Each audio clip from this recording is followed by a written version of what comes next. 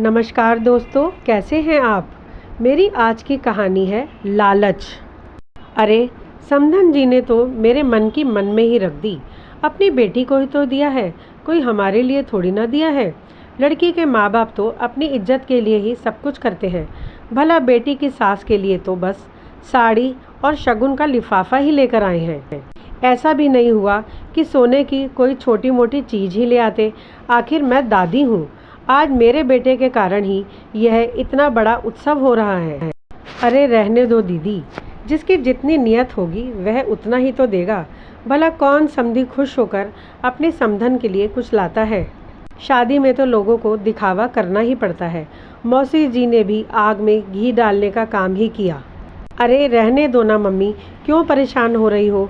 आपके पास किसी चीज़ की कमी है क्या। ननद ने कहा। हाँ, तुम्हारी बात भी सही है। अब हर कोई हमारी तरह दिलदार थोड़ी होता है। हम तो अपनी बेटी के सास ससुर के लिए सोने की अंगूठियां लेकर गए थे, लेकिन इन लोगों से तो हम ऐसी उम्मीद करने से रहे। यह सब बातें सुनकर किरण को बहुत दुख हुआ। कितनी आसानी से यह लोग आपस में मिलकर उसके मम्मी पापा की बुराई कर रहे हैं।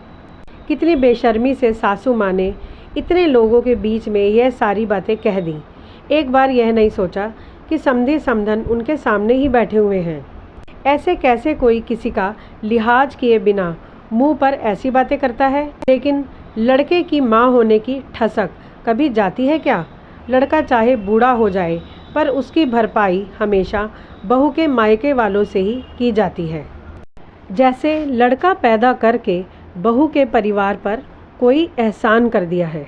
इन लोगों के ऐसे शब्दों ने किरण के मम्मी पापा के किए कराए पर सारा पानी फेर दिया। कितने दिनों से मम्मी पापा तैयारी कर रहे थे इस दिन के लिए। खुशी खुशी अपनी हैसियत से बढ़ चढ़कर ही सब कुछ लाए थे, लेकिन अपनी बेटी के ससुराल वालों के मुंह से ऐसी बातें सुनकर सारा किया कराया खराब हो गया। जाते समय किरण के मम्मी पापा के चेहरे की रौनक गायब हो चुकी थी। असल में किरण के बेटे का पहला जन्मदिन था और इसी उपलक्ष्य में इतना बड़ा आयोजन किया गया था। किरण की सास ने जो जो सामान लिस्ट में लिखवाया था वह सारा सामान उसके मम्मी पापा लेकर आए थे। उस सामान के अलावा भी पूरे घर भर की पहरावनी और खुद के दामाद के लिए सोने की अंगूठी, बेटे के लिए सोने का मंगलसूत्र और अपने नाती के लिए सोने की चेन लेकर आए थे। इतना सब कुछ करने पर भी किरण के ससुराल वालों ने उसे सुनाने में कोई कमी नहीं छोड़ी। जो कुछ खास रिश्तेदार घर पर रह गए थे वह लोग भी इस बात को मुद्दा बनाकर अपना मनोरंजन ही कर रहे थे। अगले दिन की सुबह भी सभी लोग यही बातें कर रहे थे। किरण की सास अभी तक मुंह फुलाकर बैठी हुई थी और अपने समधी समधन की बुराई किए जा रही थी। इतने में बुआ जी बोली, अरे भाभी जरा देखो तो सही, लिफाफे में कितने पैसे दिए हैं। अरे और कितने दिए होंगे, यही होंगे कोई 1100 या 2100। मेरी तो पूरी बिरादरी में नाक ही कटवा दी। अजीब फ़कीर पल्ले पड़े हैं। किरण वहीं खड़ी होकर सबको चाय दे रही थी।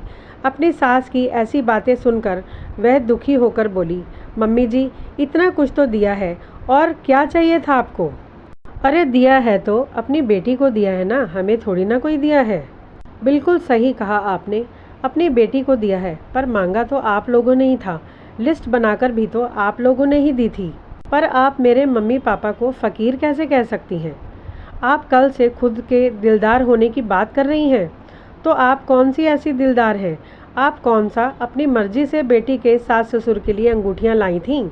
वह तो उन लोगों ने मांग मांग कर आप लोगों से सोने की अंगूठियाँ ली थीं। तब तो आप लोग उन्हें इतनी गालियाँ दे रहे थे।